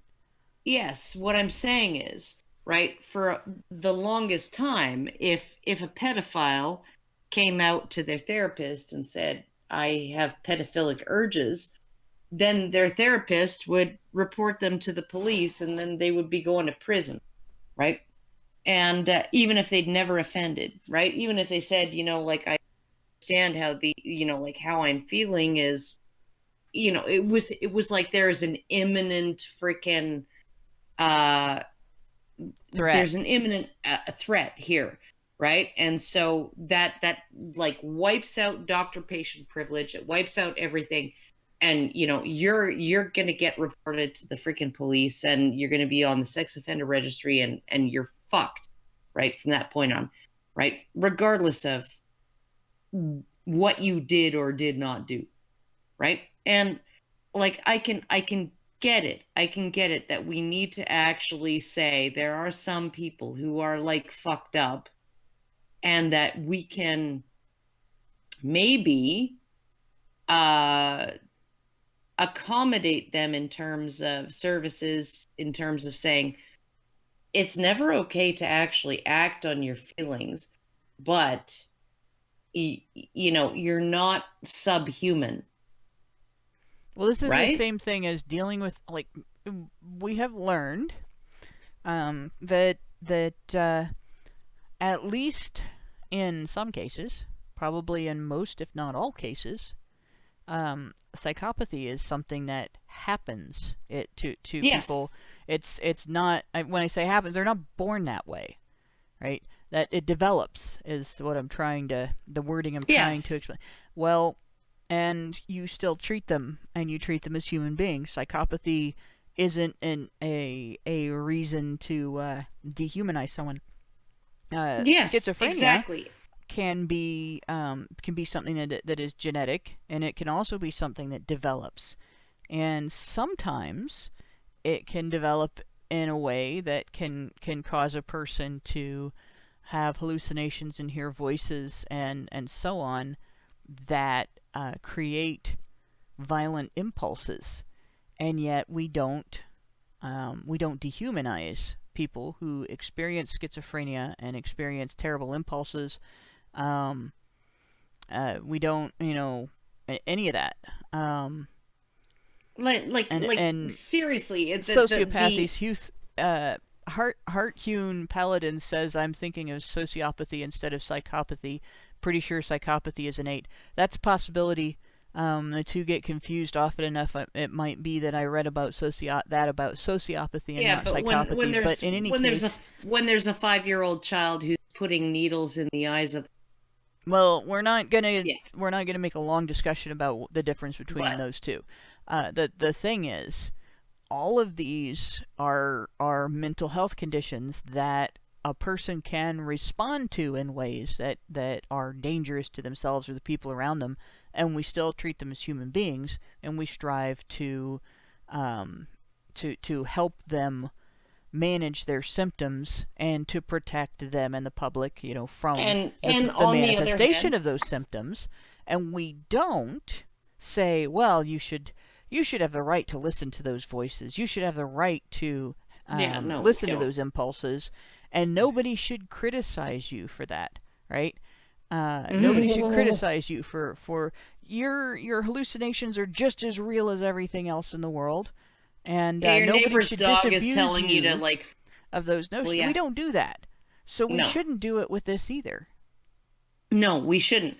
But we should actually essentially say to these people, because I know that there is a subgroup of people who are pedophiles who are like, okay, on the one hand, here's how I feel. On the other hand, I acknowledge that if I acted on this, and there needs to be something, right, that is something that is a little bit more nuanced in terms of saying, here, let's get you treatment. Here, let's help you to not offend.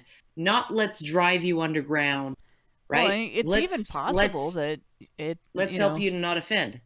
It's even possible to examine, why did this happen? Why does this person have these impulses? How could it be is there a possibility of helping them acceptable? through whatever has caused them to have those impulses so that they can grow past that and not be subject to that anymore? Well, this is the argument that we bring up where, young men, adolescent and boys and adolescent young men, right, sexually abused by women are more likely to go on. They're the majority of the perpetrators of rape against women, right? This is the entire argument. So what is there that causes that, and how can we stop that from happening? And everybody wants to essentially say, well, the behaviors began in them. It didn't start in anything that happened to them, right? And we want, here's the thing, we want to form a middle way. We want to form a marriage between the external and internal locus of control, right? We don't want to essentially say every woman who murders her children because the father was seeking custody is completely absolved because she was abused as a child. We don't want to say that. We also don't want to say that every man who rapes a woman is completely absolved because he was sexually abused by a woman when he was 12, right? We don't want to say that, but we do want to say, hey, let's look at what makes people the formative, and this is one of the things, right? Because Steven Pinker, he said, 80% of how you turn out is just hereditary. You just inherit it. It's genetic, right?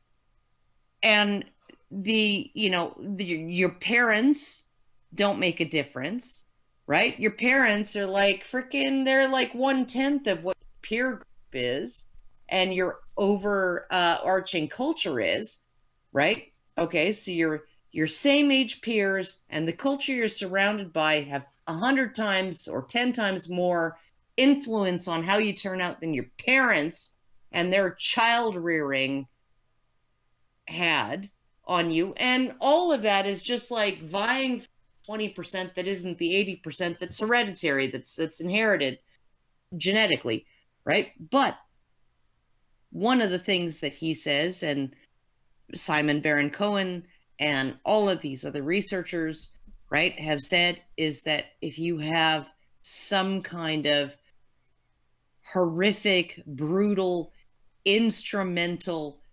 fundamental, critical experience in life, right, that can throw everything off the fucking rails, right? So you can be raised by wonderful parents who had great genetics and somebody fucking picked you up and threw you into a fucking van and sexually abused you and then threw you off onto a freaking sidewalk in the middle of nowhere, right? And you had to find your way back and and that experience, right? Because it's so completely not anything. This is mom and dad just not feeling like reading you a story. It's not even mom and dad spanking you more often than their neighbors would. It's not any of that. No, it's literally something horrific that happens that, yeah.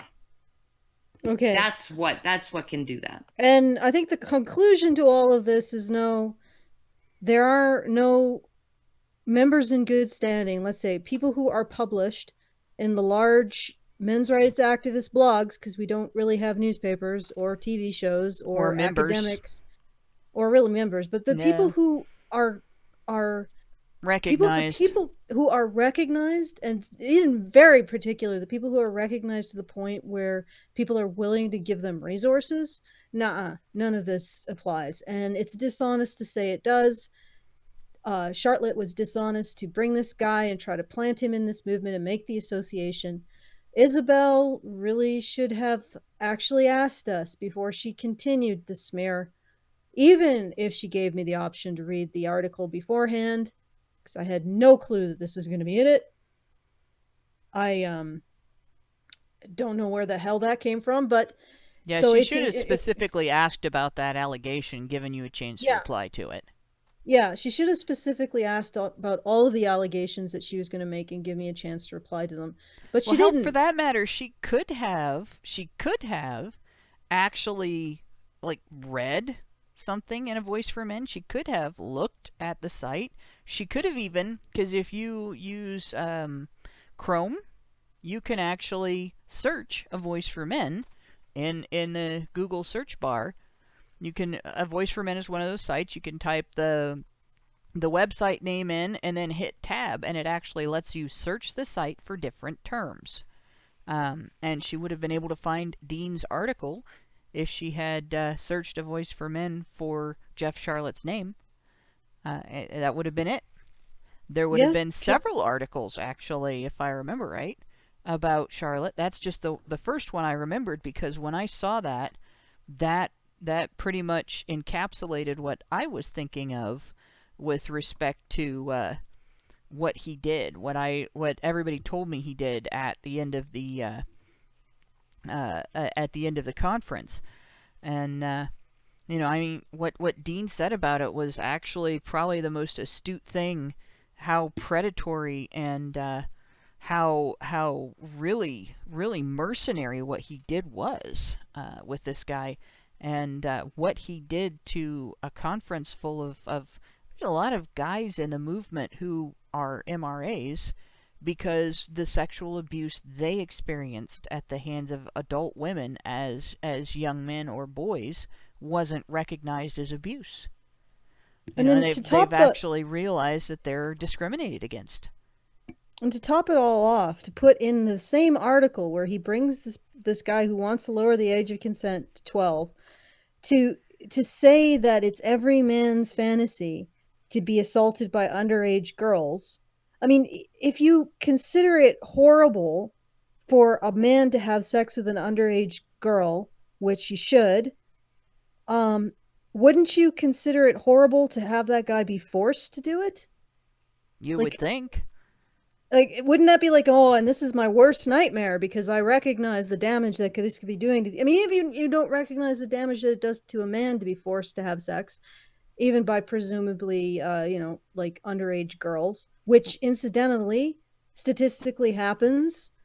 In fact, that is when teenage girls engage in sexual abuse and rape and sexual assault, 1, they do it in groups, and 2, they target older men.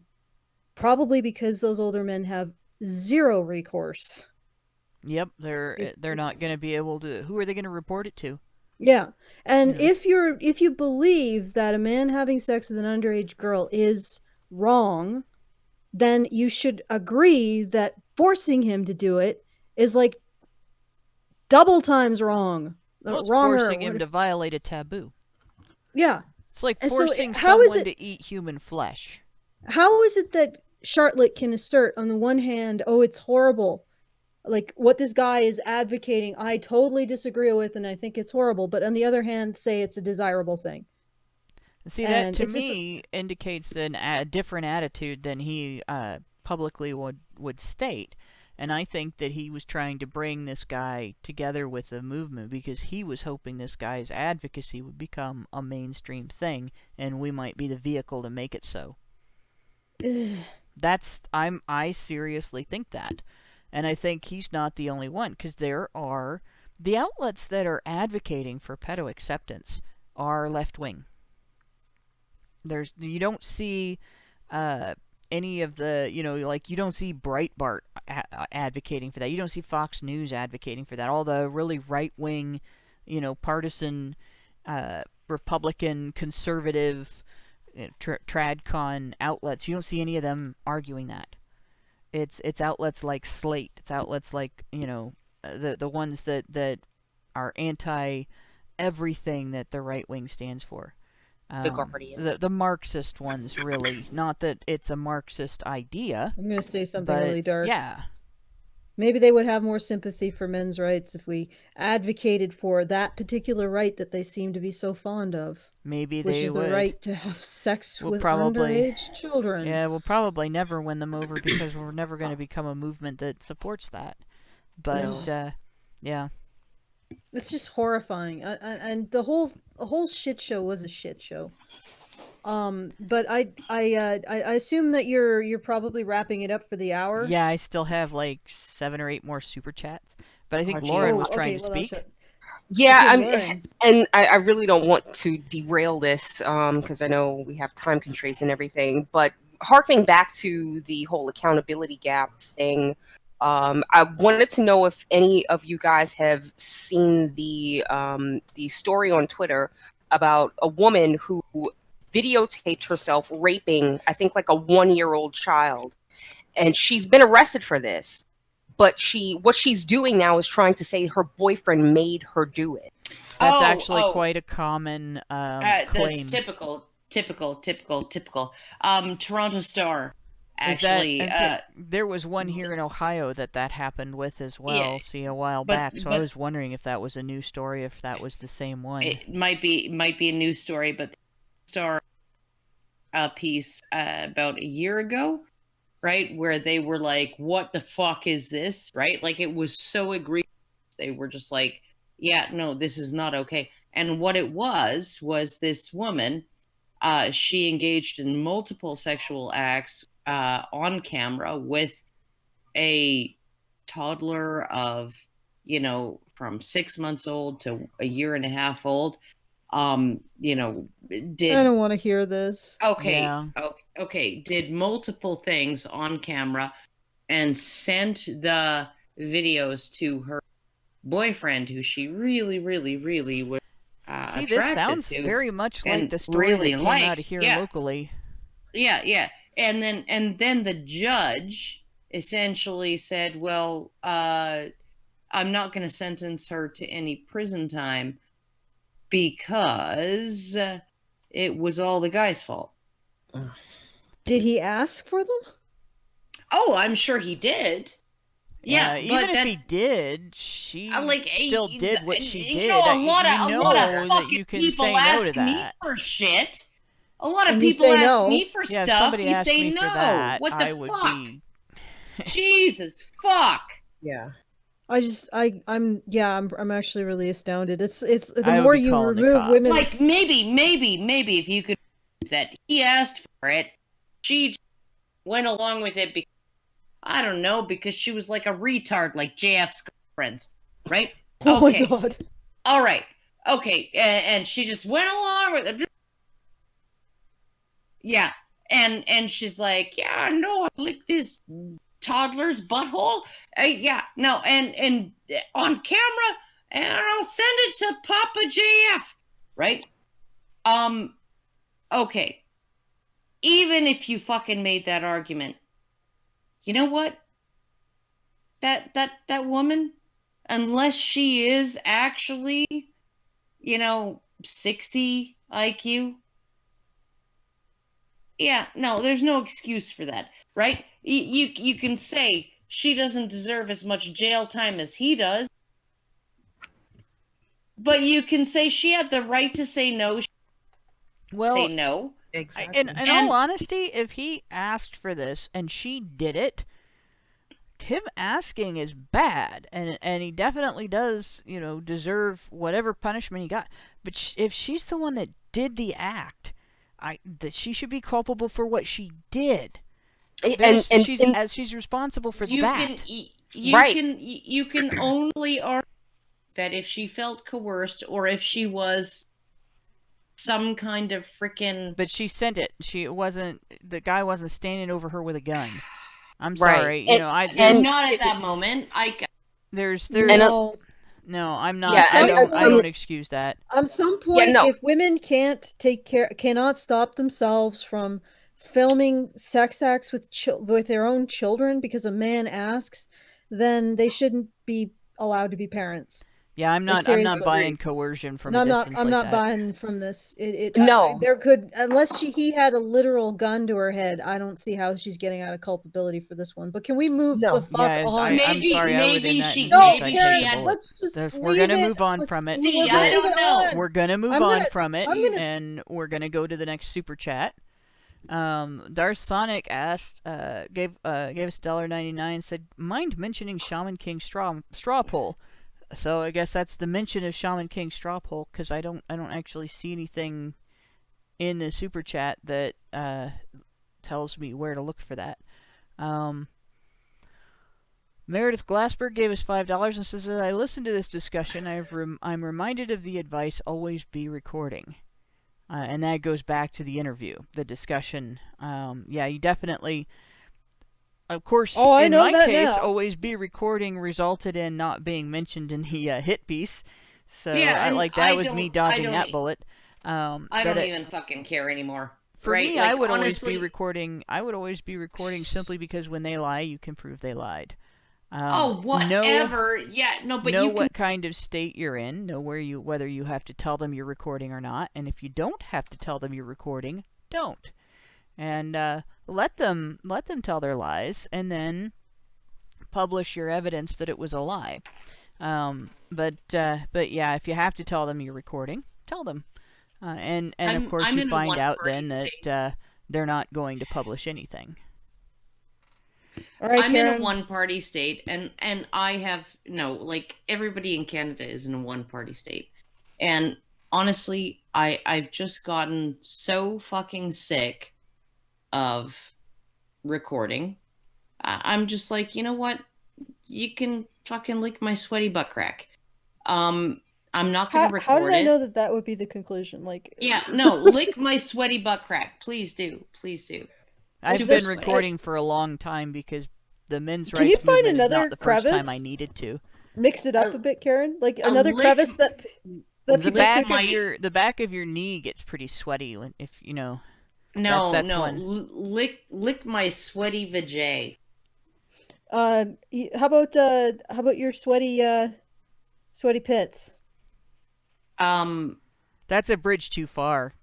That's a bridge too far. Okay, everything else but the pits. That idea is just the pits, Allison. There's no enjoyment in that for Allison. Okay, I think okay. Somebody licks now, and if somebody licks the pits, does that make it pit spit? Oh my god, Hannah, what the fuck?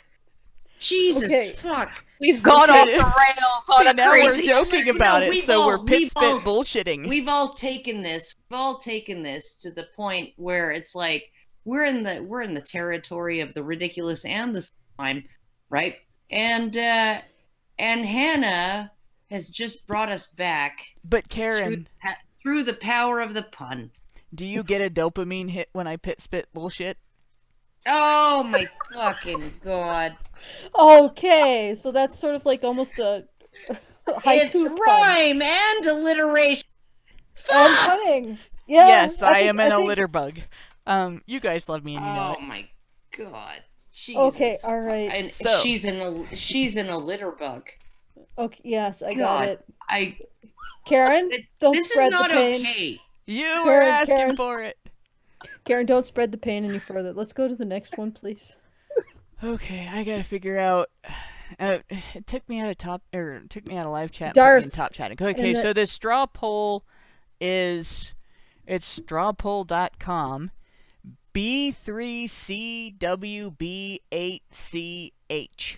So there's your link for the straw poll that Darth Sonic gave us $1.99 and asked, mind mentioning Shaman King straw poll. So there's Shaman King straw poll. I'll read that again. It's strawpoll.com/B3CWB8CH.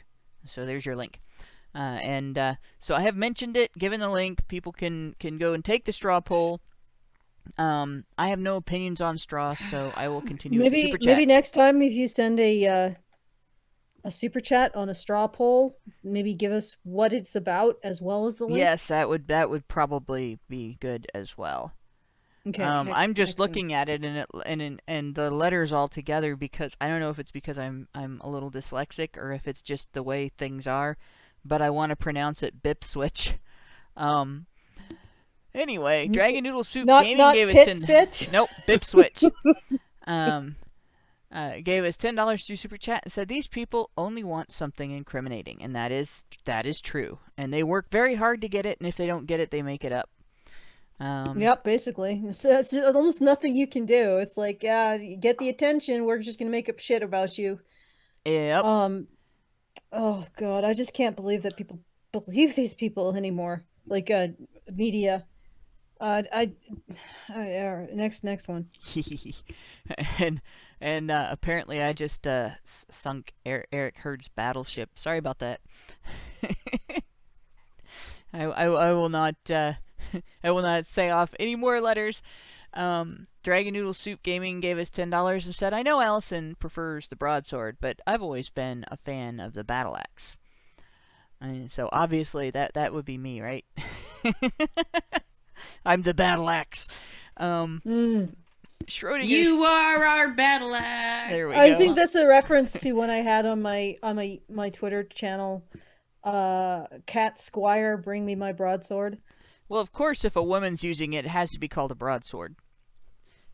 Oh God, Hannah! Schrodinger's cat gave us. I'm just gonna torture you guys for the rest of the night. Oh my God! No. This is like, honestly, all this talk of pedophiles and all, like, it's so heavy you have to cut up after. Was it just like I've said about rape jokes? No, rape jokes are for making fun of the rapist, because if you make fun of the monster under the bed, it's less terrifying. But what deal I'm saying with the is, issue. But what about fart rape? No, but what I'm saying is, Hannah, you are the person who has violated all of us. Yes, I have. With your puns. You have all been severely punished. Schrodinger's cat. Fuck me. Okay. You're too far away.